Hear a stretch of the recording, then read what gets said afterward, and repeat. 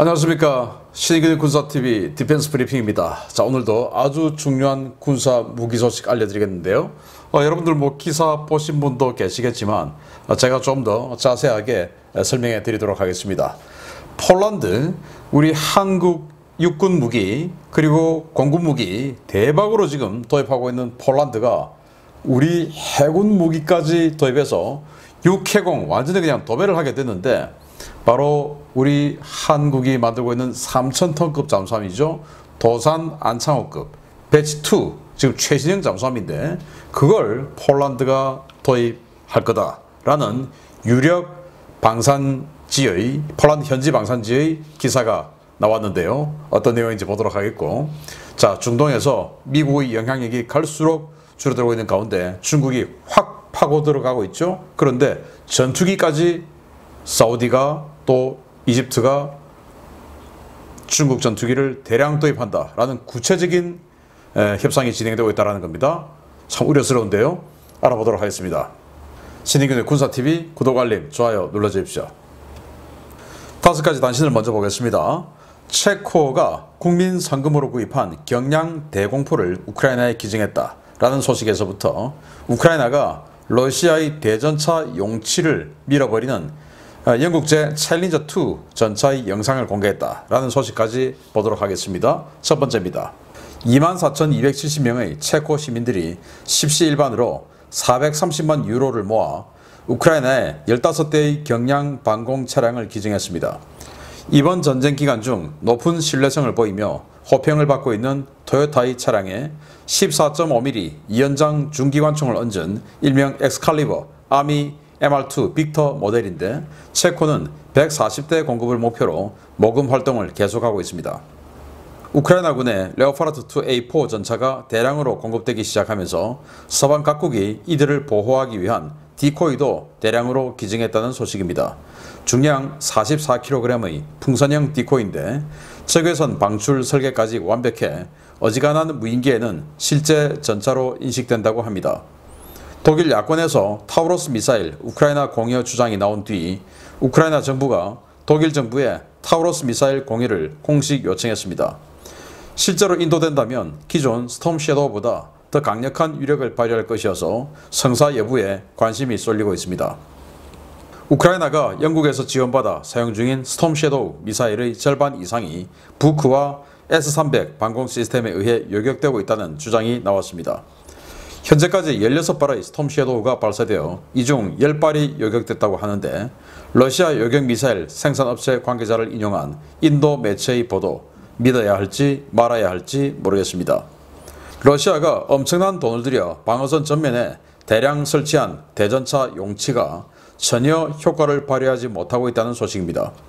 우크라이나가 마르더 1A3 장갑차에 이어 챌린저2 전차로 러시아군 대전차 용치를 가볍게 밀어버리고 돌진하는 영상을 공개했습니다. 자, 여기 픽업 트럭이죠. 일제 토요타 픽업 트럭 위에다가 짐칸에 이렇게 뭔가를 얹어놨습니다. 바로 14.5mm 기관포 두정을 이어붙인 이 간이 대공포인데요. 이걸 140대를 기증하는 것을 목표로 체코 시민들이 모금운동을 하고 있고, 그래서 지금 기존에 20대 들어갔고 또 이번에 15대 또 들어가게 됐다. 그러니까 총 35대 들어가는 거죠. 그리고 아직도 목표량에는 105대가 더 이제 달려가야 되는 건데, 정말 체코 시민들이 대단한 것 같습니다. 그래서 14.5mm 대공포 이거 가지고 전투기나 이런 거 여기 할 수는 없고, 드론, 자폭 드론, 샤이드 136, 란셋 이런 것들 계속 지금 괴롭히고 있지 않습니까? 그런 드론을 요격하는 데는 아주 특효약이다. 이렇게 해서 굉장히 호평받으면서 사용되고 있다고 합니다. 자, 이렇게 인접한 체코가 우크라이나의 안보를 위해서 이렇게 국민들까지 노력하고 있다라는 소식. 그러면서 또 체코 정부는 이 레오파르트2A4 전차 하고 똑같이 생긴 이 풍선들을 대량으로 기증하고 있는데, 이 내부에는 모터까지 있어가지고 10가지 방출한답니다. 그래서 이 적외선 탐지 장치가 있는 드론이 봤을 때 열이 없이 그냥 생긴 것만 이렇게 있으면 이건 전차가 아니다라고 생각할 수 있죠. 디코이다. 왜냐? 전차는 엔진을 돌리고 나면 그 엔진에서 열이 있고 엔진을 끈다 하더라도 그 미열이 남아있기 때문에 그 적외선에 탐지가 되죠. 그런데 열이 없고 형상만 그냥 이런 전차 형상으로 있어? 그럼 자세히 들여다보면 아, 이거 풍선 같구나 라고 해서 안 속을 수가 있죠. 그런데 이 내부에 열을 내는 모터까지 있어가지고 적외선 탐지 장비까지도 속일 수 있는 그런 풍선이라고 하는데, 자, 이런 레오파르트 A4 전차 디코이를 수백 대 준다면 앞으로 러시아군은 야, 우리 레오파르트 2 A4 전차 수백 대 격파했어 라는 선전을 하겠죠. 알고 보면 풍선 찢어버렸는데. 자, 다음은요. 자, 우크라이나가 독일 정부의 타우로스 장거리 순항미사일 이거 좀 달라 라고 공식 요청을 했어요. 수신 숄츠 총리 앞으로. 왜냐, 독일 야당에서 야권에서 이거 독일 정부가 독일군이 500발 가지고 있는데 그 중에서 150발만 사용하고 나머지 350발은 그냥 창고에 처박아 놓고 있는데 그럴 바에야 영국이 지금 스톰 섀도우 주고 프랑스는 스칼프 준다고 하고 하는데 우리도 줘라 라고 야권 의원들이 주장을 하니까 젤렌스키 대통령이 그래 이때다 하고는 숄츠 총리에게 정식으로 요청한 거예요. 숄츠 총리는 야, 이거 참 거절하기도 애매하고 또 주기도 아깝고 좀 애매한 상황에 빠져들게 됐는데요. 이 타우로스는 우리 공군도 많이 가지고 있지만 이건 스톰 섀도우보다는 훨씬 강력하죠. 왜냐, 탄두가 메피스토 탄두, 그래서 관통 탄두예요. 스톰 섀도우와 달리 이거는 뭐 아주 깊숙하게 뚫고 들어가서 내부에서 폭발하는 이 관통 탄두기 때문에 적의 탄약고나 뭐 지하 벙커나 지휘소 이런 거 깨트린 데는 스톰 섀도우보다는 훨씬 더 강력한 능력을 보여줄 수 있으니까 독일이 어떤 결심을 할지 지켜보도록 하겠습니다. 자, 그리고 이 스톰 섀도우 영국이 줬죠. 그런데 러시아가 이렇게 주장했다라는 거예요. 지금까지 스톰 섀도우 16발을 쐈는데 그 중에 우리는 10발을 요격했어. 별거 아니야 라고 주장했다고 인도 매체가 보도를 했는데 그 원전 소스는 어디냐? 러시아의 방공무기를 S-300, 토르 이런 거 만드는 그 방공무기 제작 회사 관계자에 따르면 이런 이야기를 하더라 라는 카드라 통신이 겹쳐서 만든 이야기인데 자, 그렇게 S-300과 또 토르나 뭐 이런 것들이 그렇게 좋으면 시리아에서는 스톰 섀도우에게 왜 그렇게 박살났을까요? 그래서 이 말은 믿을 수 없다라는 거죠. 자, 다음은 또 우크라이나가 이런 영상을 공개했어요. 자, 챌린저 2 전차입니다. 영국이 줬죠. 이 챌린저 2 전차가 앞에 도저 이 삽 있죠. 이거로 용치를 갖다가 그냥 확 밀어버리는 이 영상을 공개했어요. 그래서 러시아가 지금 방어선이라고 치고 용치들 용의 이빨 용치 많이 깔아놨는데 이렇게 그냥 밀어버리면 쑥 벌어져 버려. 아무것도 아니야 라고 하는 영상을 공개했어요. 뭐 저도 이럴 거라고 생각하는데 아니야 다를까 이렇게 허무하게 제껴져 버리는 대전차 방어용 용치가 무슨 의미가 있을까요? 이런 영상 보면 이 용치 뒤에 참호하고 있는 그 러시아군들이 이 영상 보면 정말 뭐 두려움에 떨다가 완전히 그냥 탈영하지 않을까라는 생각마저 드네요. 자, 중요 소식 들어갑니다. 첫 번째입니다. 최근 중국과 급격히 가까워지고 있는 사우디아라비아가 현용 주력 전투기 중 하나인 파나비아 토네이도를 폐기하고 중국에서 대량의 전투기를 구매할 준비를 하고 있다는 소식입니다. 이번 주 양측 대표단이 관련 사안을 논의하기 위해 접촉한다고 합니다.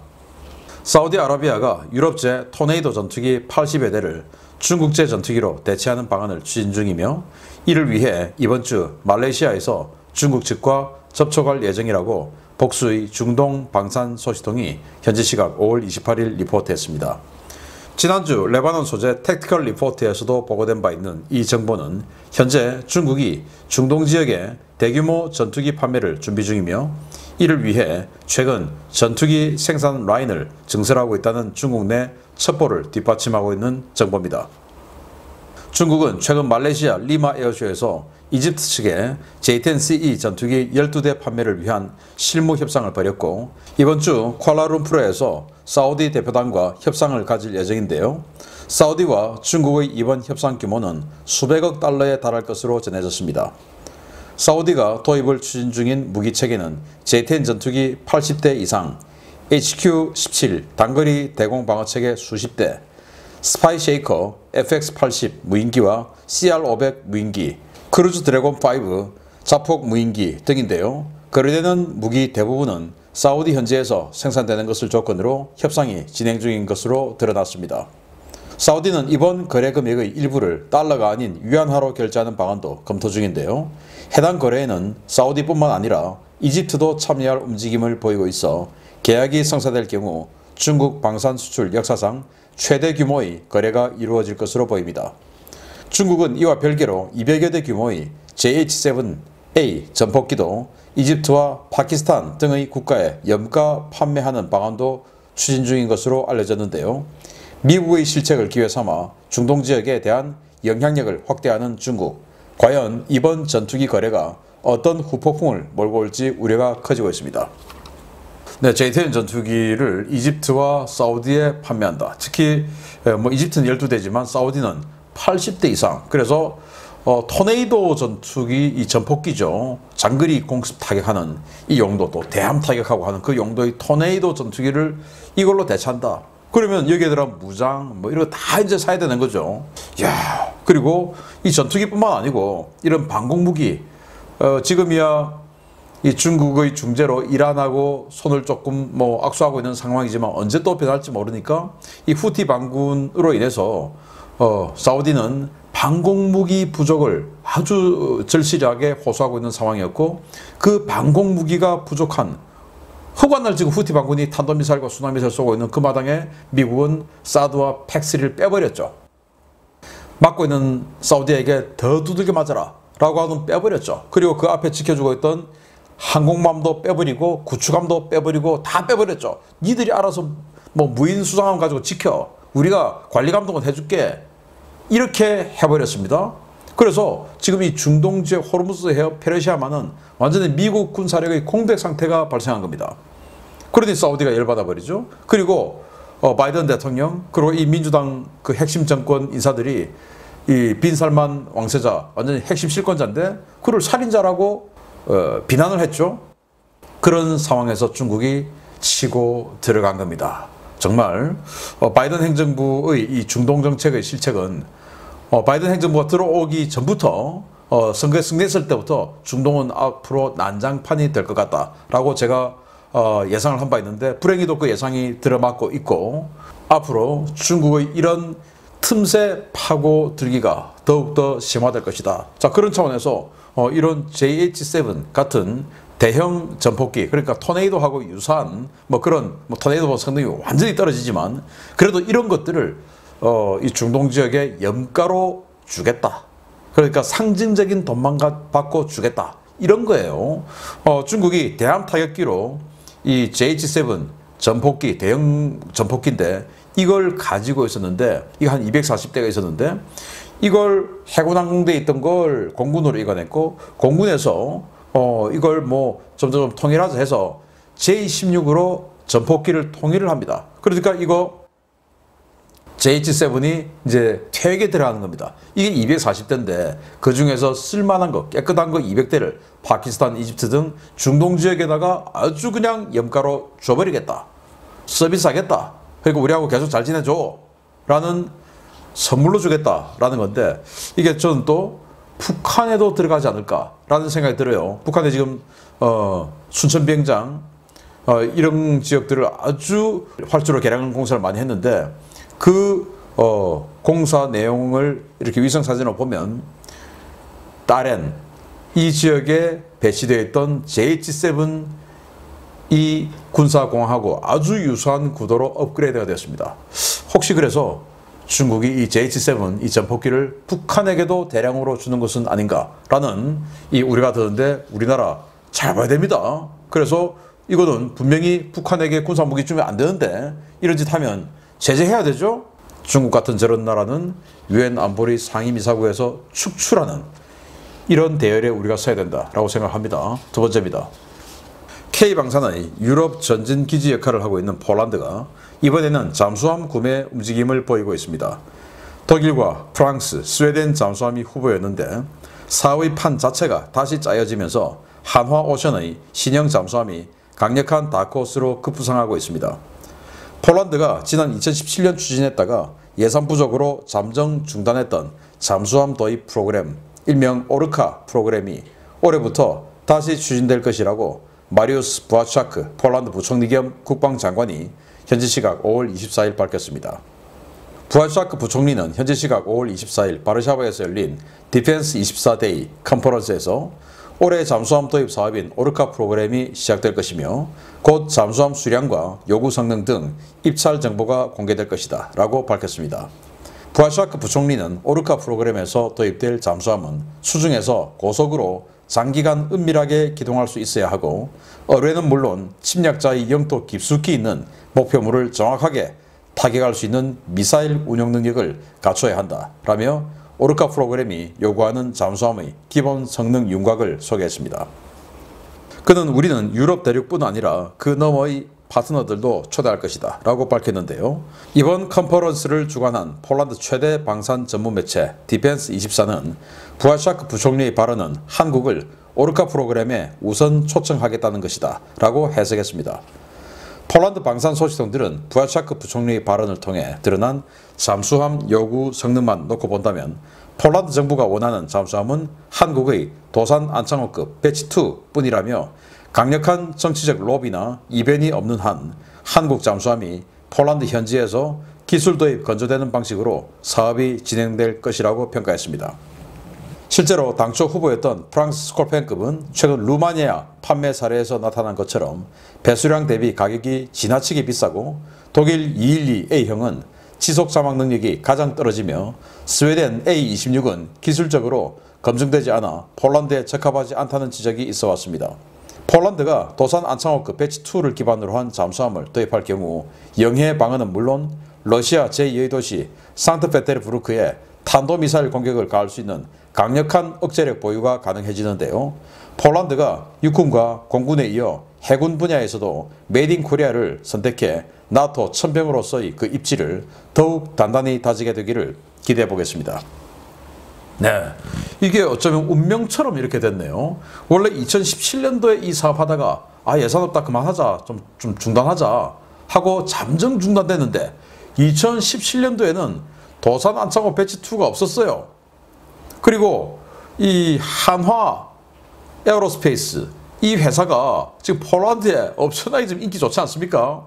K9 자주포 뭐 이런 것들을 통해서 한화가 굉장히 인기 좋은데 그 한화가 그 사이에 대우조선해양을 인수해버렸어요. 그래서 이제는 이 K9으로 아주 호평받고 있는 한화가 잠수함을 같이 홍보하게 되니까 더욱더 호감도가 상승하게 되겠죠.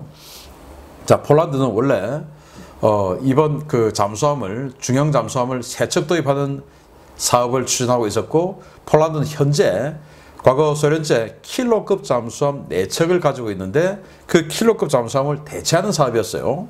그런데 이렇게 디펜스 24데이 그러니까 제가 자주 인용해 드리는 디펜스 24라고 하는 폴란드 현지 방산 매체의 창립 기념 어떤 그 축하 기념 세미나예요. 여기에 국방장관이 참석해서 기조연설을 하면서 잠수함 사업을 재개할 것이다. 그런데 유럽에 있는 기존 경쟁하던 업체들 외에 유럽 밖에 있는 업체도 초청할 거다 라고 했는데 그거 어디겠습니까? 대한민국 아니겠습니까? 자, 그래서 이 우리 도산 안창호가 가면 이 부아차크 총리가 밝힌 것처럼 적의 심장부를 타격할 수 있어야 된다. 적의 심장부 타격할 수 있죠. 우리 수직발사관에 현무2 쏘면 500km 딱 여기 핀란드만 입구에서 딱 쏘면 상트페테르부르크 타격할 수 있죠. 그러니까 얼마나 좋냐라는 거죠.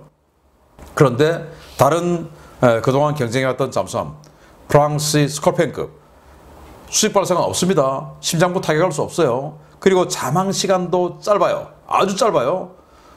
훨씬 덩치 작은 독일의 212형, 212형보다 더 짧다라고 악평이 나 있습니다. 그리고 212형은 오랜 시간 자망하기 힘들죠. 왜? 연료전지 방식의 구형 AIP 시스템이기 때문에 그래요. 그리고 스웨덴 A26 아직 초도함도 나오지도 않았어요. 어떻게 나올지 아무도 몰라요. 여기에다가 폴란드가 운명 걸 수 없죠. 그러니까 당연히 우리 도산 안창호 배치2 수직발사관 탄도미사일 10발 또는 순항미사일 장거리 순항미사일 20발 이상 탑재할 수 있는 우리 잠수함이 되는 것은 필연 아니냐라는 것이고, 이게 2017년도에 우여곡절 그때 연기된 것이 우리 도산 안창호가 되기 위한 운명 아니냐라는 거죠. 이제 해군 무기까지 유럽에서 완전히 그냥 히트치기를 기대하고, 우리 도산 안창호 배치 2를 보지 않고 정말 한 발 앞서서 스콜펜급 프랑스 거를 도입해서 척당 1.4조 원이라고 하는 어마어마한 가격에 코딱지만한 잠수함 2척을 2조 8천억 원에 도입한 루마니아가 한국하고 할 걸 라는 후회를 하게 해주기를 기대하겠습니다. 마치겠습니다. 감사합니다.